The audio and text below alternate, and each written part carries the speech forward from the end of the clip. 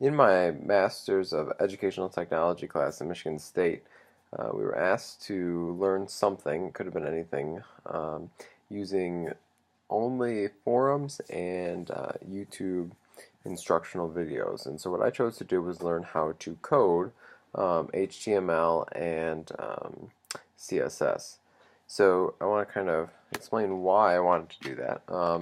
My first goal was to design a landing page website basically from scratch, so using HTML and CSS, which I knew nothing about prior to this, and to design a page where you go to and it links to all my other stuff that I already have, and to design that from scratch using HTML and CSS.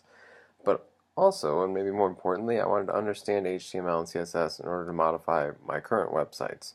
So sites that I have right now that I want to customize, some of the built-in customization things are nice, but I wanted to be able to go further if I needed to. So this is what my site looked like very early on. You can see the title up there. I've got a little list. And so this is the early iteration of my website.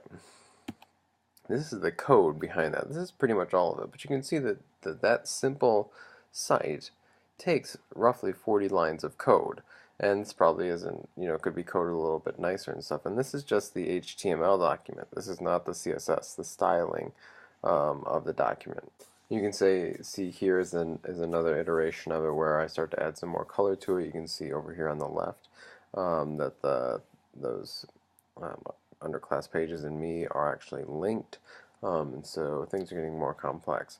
But what I figured out is that it's better to take someone else's code and modify it rather than build everything from scratch and reinventing the wheel. So to demonstrate my understanding of CSS and HTML, I've got kind of a sped up video here of me taking a menu and inserting it into my website, an interactive menu. I did some research on website design, and I wanted to go with kind of a minimalist theme, so you saw the beginning, and I'll show you what my website ended up as.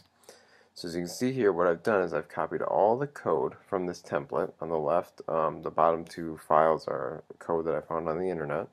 And so I'm copying all this code into my CSS document and my website. You can see my website there on the right. It's got a couple columns right now, but I want to get rid of those columns, and I want that navigation bar over on the left, which you can see there. But I want to say my stuff, so I go in and I adjust the text inside those LI brackets there. Alright, and so then I tried to put it in my website, which didn't work, and so I'm not entirely sure why that didn't work, but since this website isn't live, it's not a huge deal. It's something I can look up later. So then you notice that this menu has all of these sub-menus. Well, I didn't want any of those. I just wanted the main menus, so I cut that out of the HTML right there. And then I went and changed the rest of my names. You can still popping up over there, but it's because I needed to refresh the page. So now I'm in the CSS document where I was. I found, yep, change all the text in the menu. I'm in the CSS document, and that's the styling, right? So that's what's making the website look the way that it does. So then I got rid of the columns, and so once I got rid of the columns, I wanted to pick a different color for some of the background, and so I did that, and now you can see it's that teal green, which it wasn't before. Now I want to change the heading from that black to match the navigation bar on the left there. So I'm going to change the headings to that gray color. And you see this is all in the CSS document, which is making the text different colors. And so I copy and paste that code and do that for the Jumbotron class. And then ultimately you can see what my final website looks like right there. And so it's kind of a minimalist theme. I have gone back and actually fixed that context, so it's not red, it's actually gray, just like everything. But that's pretty much the final iteration of my website. Couple takeaways. This landing page isn't live. I haven't figured out exactly how to make it live, and I'm not sure that I want to, because I took my current website, which was zachcresswell.wordpress.com, and moved it to a WordPress.org site, and so now my actual website is zachcresswell.org.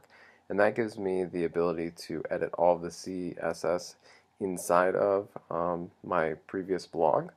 And so I'm really excited about that because I know a lot more CSS and HTML than what I did before, and so I feel like I can actually kind of modify some of the stuff if I don't like it or if I want to change it or customize it beyond just what the regular template is.